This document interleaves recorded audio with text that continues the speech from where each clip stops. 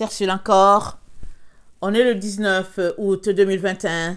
Alors, je viens sur la trompette aujourd'hui encore et je viens proclamer le retour de notre Seigneur Jésus-Christ. Soyez bénis et que sa joie soit votre force en ce jour. Amen.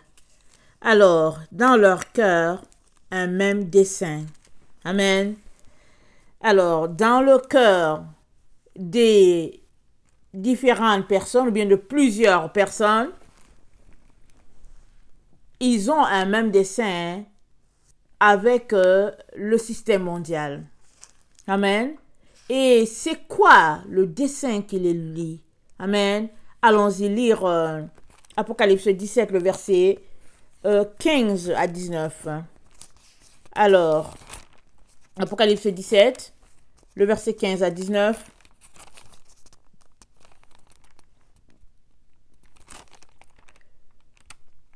Et il me dit, les eaux que tu as vues sur lesquelles la prostituée est assise, ce sont les peuples, les foules, des nations et des langues.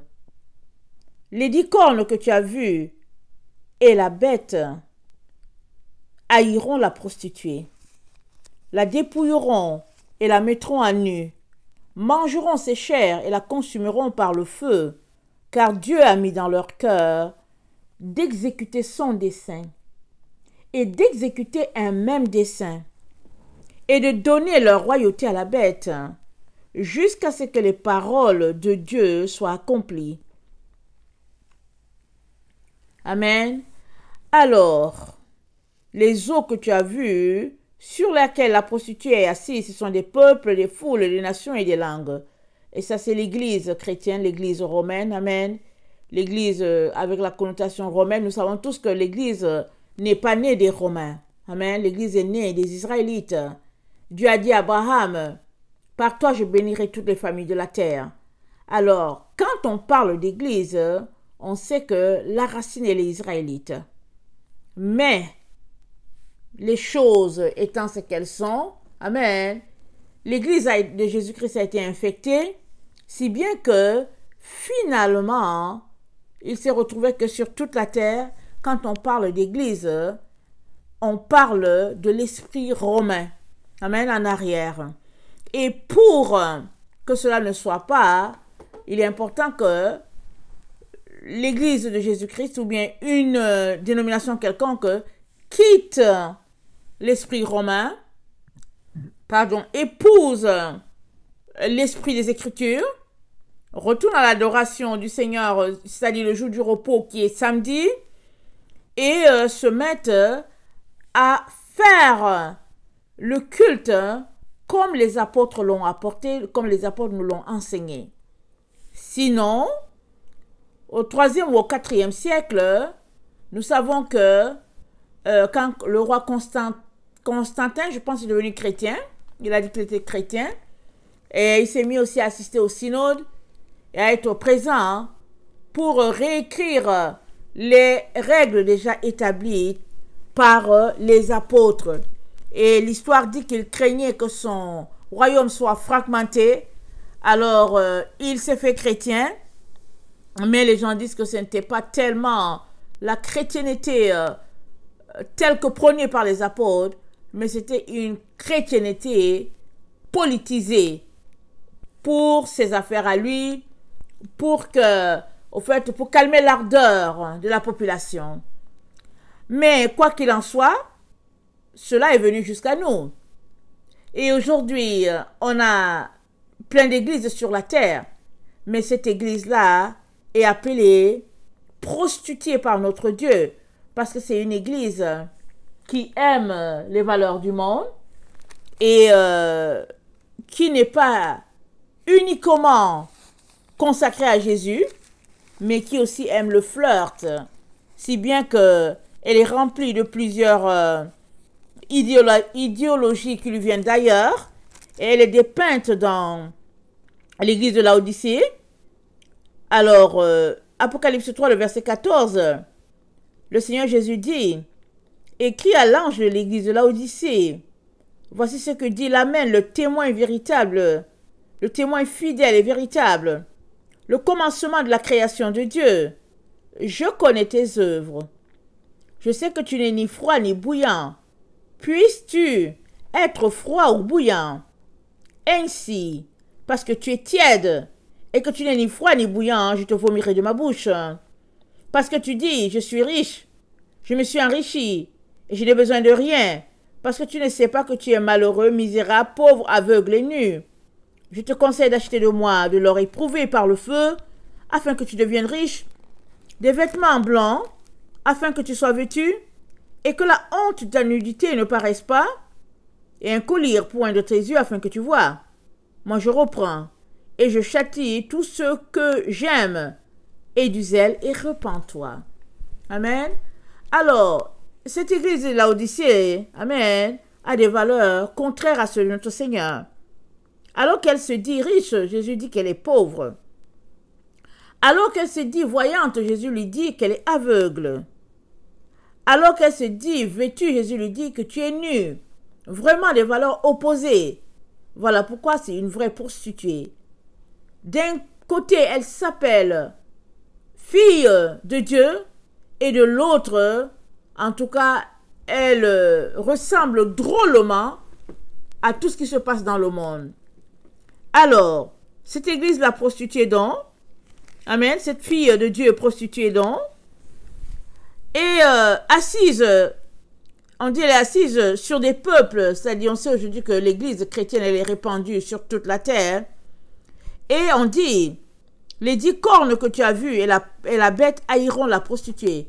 Les 10 cornes, c'est les 10 rois qui règnent sur la terre, et la bête, c'est le système, amen, le système qui nous gouverne hein, aujourd'hui sur la terre, et la prostituée, évidemment, c'est la dite église de Jésus-Christ.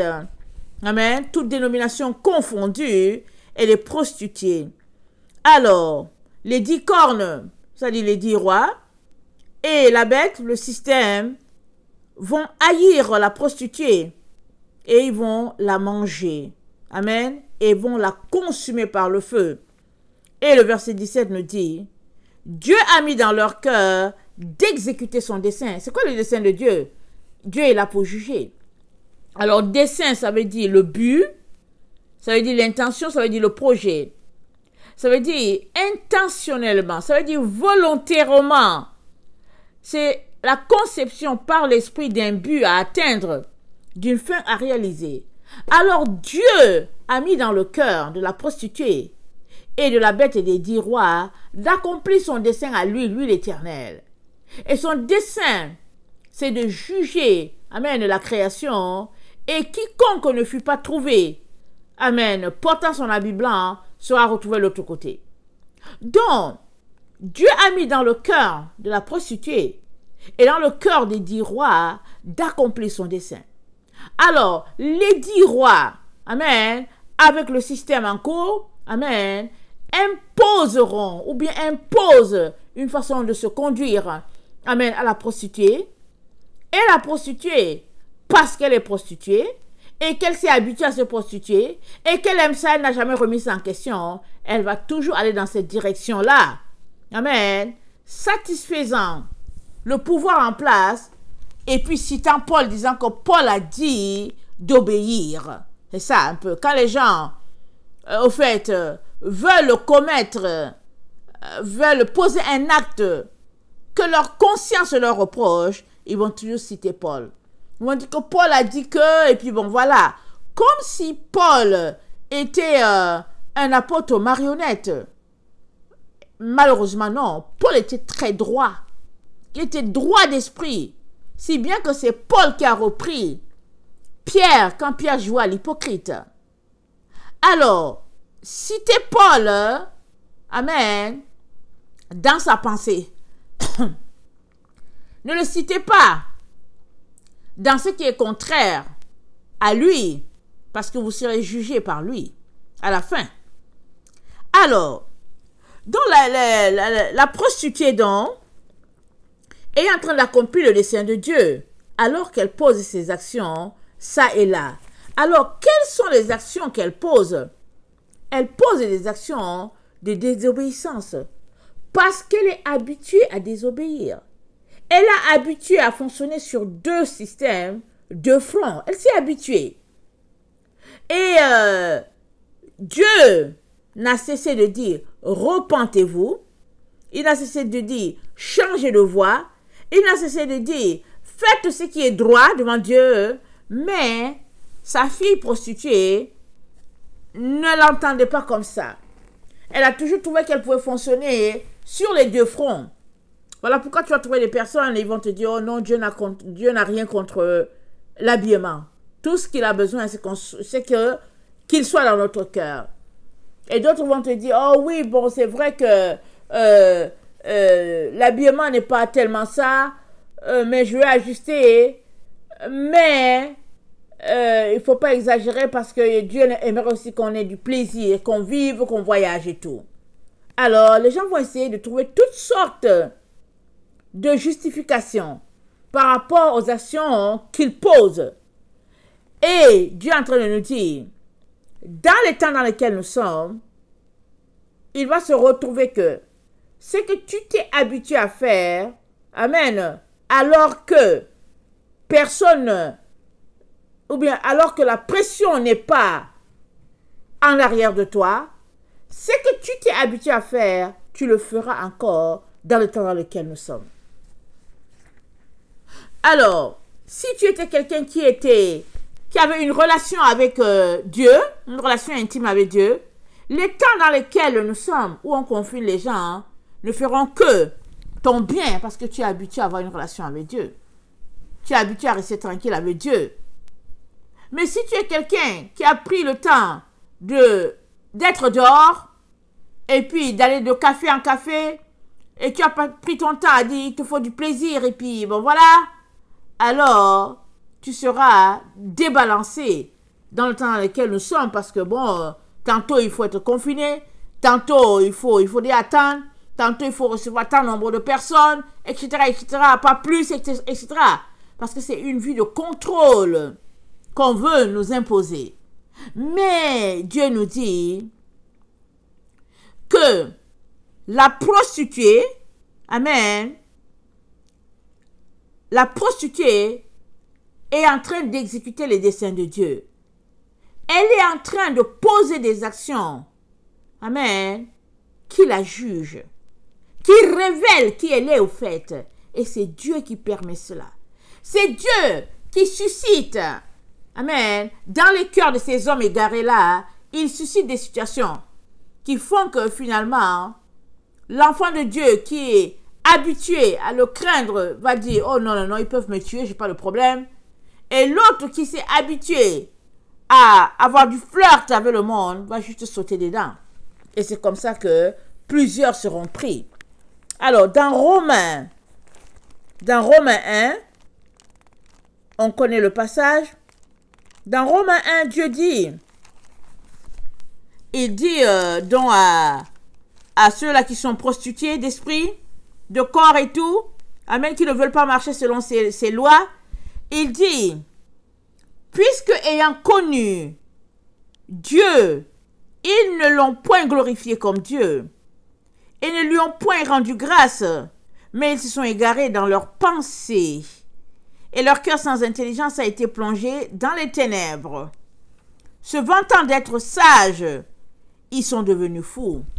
Ah oui, est-ce que c'est pas ça qui se passe? Les gens de notre siècle se croient tellement sages. Ils disent qu'il y a une telle invention, ils disent qu'ils s'en vont en fusée, je ne sais pas dans quel espace, et ils se vantent, ils pensent qu'ils sont sages, et Dieu dit ils sont fous. Et ils ont changé la gloire de Dieu, incorruptible, en image, représentant l'homme corruptible, les oiseaux, les quadrupèdes et les reptiles. C'est pourquoi Dieu les a livrés à l'impureté, selon les convoitises de leur cœur, en sorte qu'ils déshonorent eux-mêmes leur propre corps. Amen, on va s'arrêter là. Alors, déshonorer son corps, c'est pas seulement pratiquer la prostitution sur son corps. Tu déshonores ton corps si tu lui administres du poison. Tu déshonores ton corps si tu passes ton temps à te saouler. Tu déshonores ton corps si tu passes ton temps à y mettre du tatou. Peu importe. Tu déshonores ton corps si tu prends la responsabilité de faire à ce corps-là, ou bien de mettre sur ce corps-là quelque chose que Dieu n'a pas prévu. Parce que ton corps ne t'appartient pas. C'est le temple du Saint-Esprit. Alors, parce que ces personnes-là ont décidé, amen, de ne pas connaître Dieu, parce que c'est dit que puisque ayant connu Dieu, ils ne l'ont pas glorifié comme Dieu, mais ils se sont égarés dans leur péché et leur intelligence a été plongée dans les ténèbres. On est dans le temps où il faudrait se débarrasser de ces péchés. Si tu traînes encore, il faut se débarrasser. Il n'y a pas de circonstances atténuantes pour qui que ce soit. Alors, Dieu dit, ben, écoutez, c'est des gens qui connaissent le Seigneur. Mais, c'est des gens qui ont aimé leur péché. Si bien qu'ils se sont retrouvés, amen, à faire partie de la classe des ennemis de Dieu, ou bien du groupe des ennemis de Dieu. En ce sens-là, ils partagent le même dessein avec les autres. Alors, ça dit qu'ils ont changé la gloire de Dieu, incorruptible, en image représentant l'homme corruptible. Et dans 2 Thessaloniciens 2, excusez-moi, dans 2 Thessaloniciens 2, le verset 11, c'est dit, aussi Dieu leur envoie une puissance d'égarement pour qu'ils croient au mensonge, afin que tous ceux qui n'ont pas cru à la vérité, mais qui ont pris plaisir à l'injustice, soient condamnés. Dans la version de Taube, c'est dit,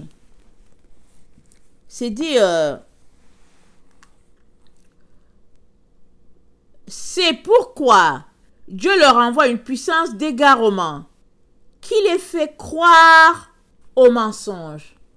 Voilà. La puissance d'égarement les fait croire au mensonge.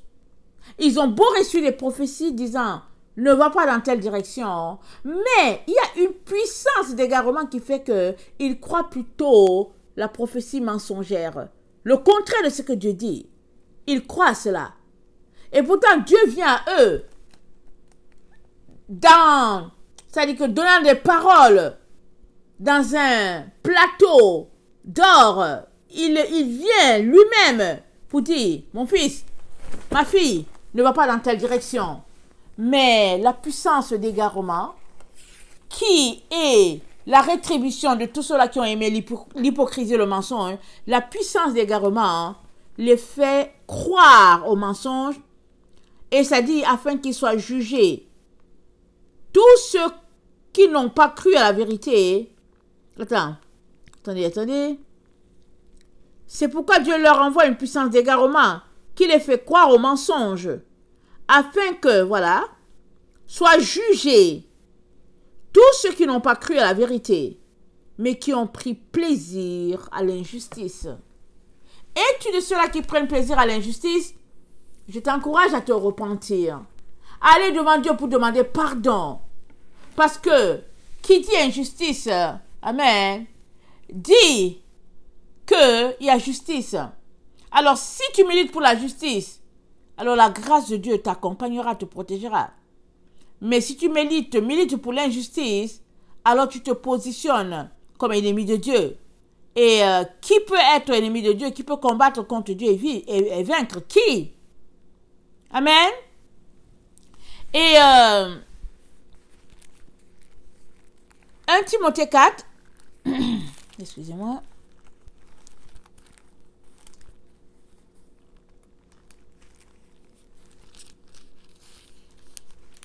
« 1 Timothée 4,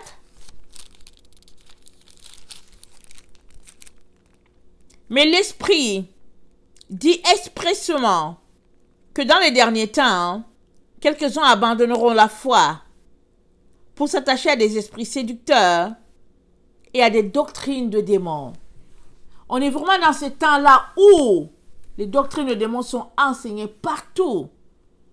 Mais c'est subtil. Si tu ne lis pas ta Bible, tu ne sauras pas forcément la subtilité qui est rattachée à cela.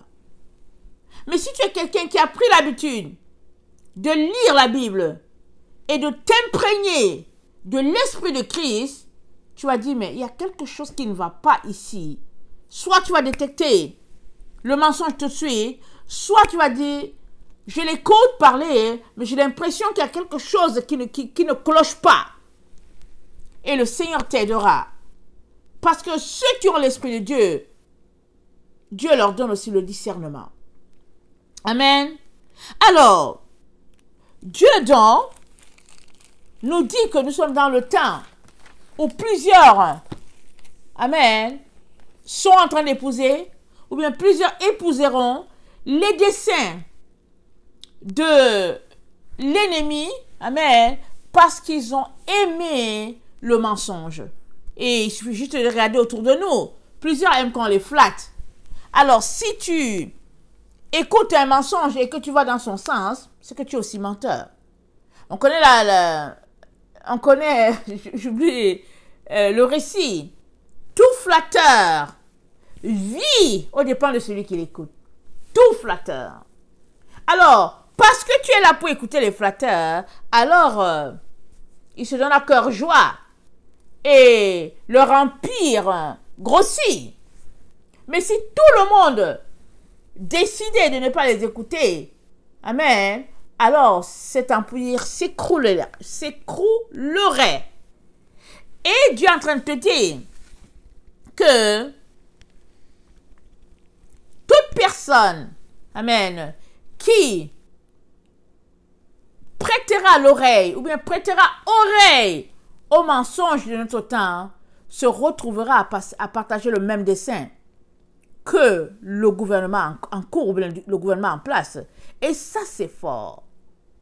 Il y a beaucoup de personnes, beaucoup de chrétiens qui vont dans des directions vraiment opposées à ce que Dieu dit. Souvent, tu t'arrêtes, tu te dis, mais pourquoi ils agissent comme ça? Au début, c'est comme, bon, ok, je veux soutenir mon frère, ma soeur. Mais à la fin, quand on s'arrête, on se rend compte que c'est des personnes, au fait, qui se sont égarées, croyant à tout ce que le monde élève et mettant un bémol dans tout ce que Dieu mentionne. Alors, si tu fais partie de ces gens-là, tu seras mangé tout simplement dans les temps dans lesquels nous sommes. Tu seras mangé à leur sauce. Et Proverbe 18, le verset... Apocalypse 18, le verset 3 à 8.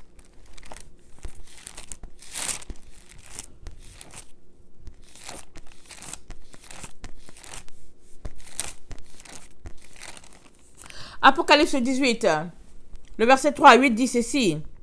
Parce que toutes les nations ont bu du vin de la fureur de son impudicité, et que les rois de la terre se sont livrés avec elle à l'impudicité, et que les marchands de la terre se sont enrichis par la puissance de son luxe.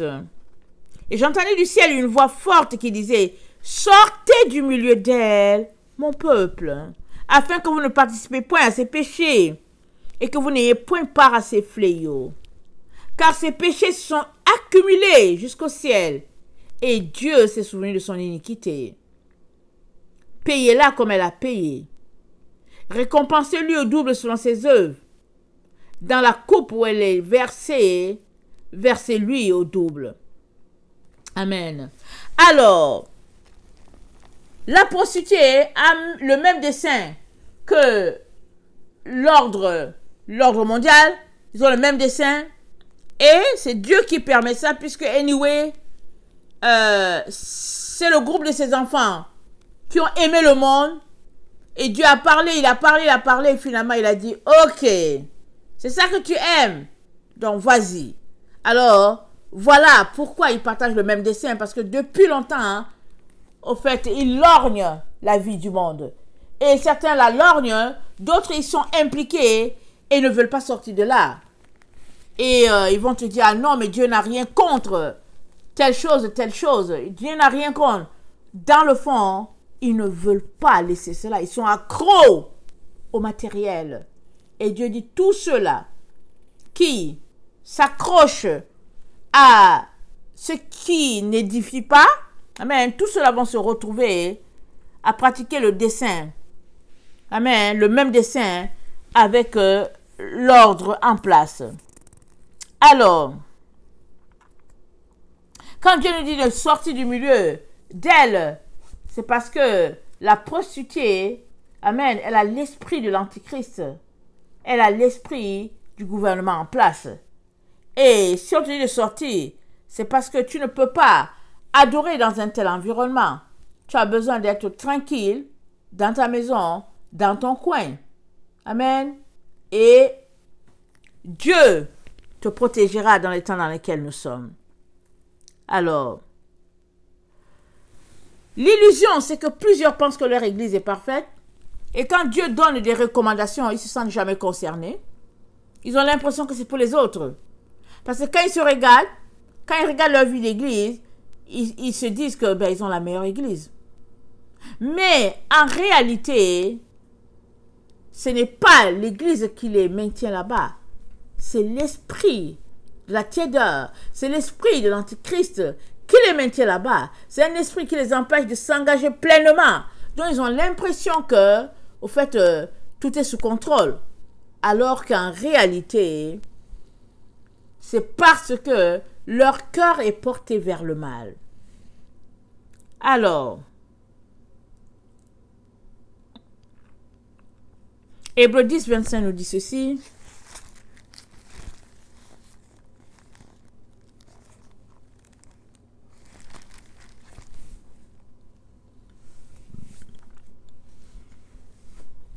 N'abandonnons pas notre assemblée comme c'est la coutume de quelques-uns, mais exhortons-nous réciproquement, et cela d'autant plus que vous voyez s'approcher le jour.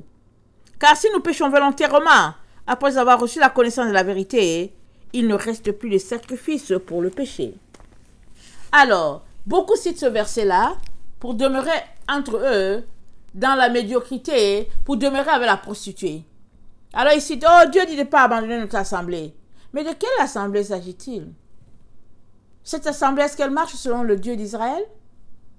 Ou bien c'est une assemblée secte qui, de prime abord, s'affiche comme une église de Jésus-Christ, mais qui malheureusement n'est pas cela. Alors, quand Paul ne nous dit pas abandonner notre assemblée, il est en train de nous encourager à demeurer avec le groupe de ceux-là qui peuvent nous édifier. Le groupe de ceux-là avec qui on peut grandir ensemble. Mais si le groupe où tu te retrouves, c'est un groupe où le Seigneur te montre que non, non, non, pendant que tu es là, tu es en train de te souiller, pendant que tu es là, tu ne veux pas grandir, il est important que tu prennes tes jambes à ton cou, parce qu'il y va de ta vie. Alors, Dieu, aujourd'hui encore, vient nous encourager à ne pas être trouvé faisant partie de la prostituée. Parce que si, à coup sûr, si tu adores selon les désirs de l'ordre politique, ça veut dire que tu es prostituée. Parce que entre la politique et